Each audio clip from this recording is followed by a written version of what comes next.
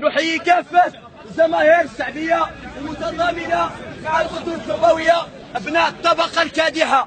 نحن خريجو المدارس العليا للأساتذة تلقينا تكوينا كاملا لمدة سنة في المدارس العليا للأساتذة، بما في ذلك تدريب ميدانية، وحصلنا على شواهد استحقاقات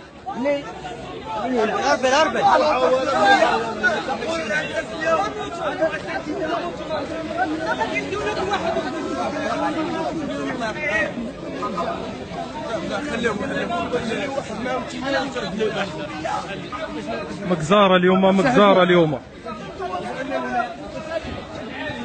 تحية الجماهير الشعبية.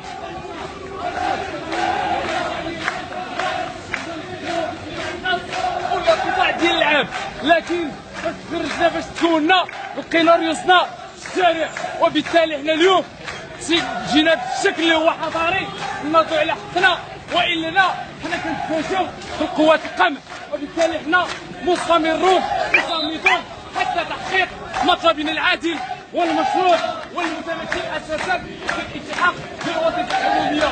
حنا اطر اساتذه مكونين مكاننا ليس هو الشارع، بل مكاننا هو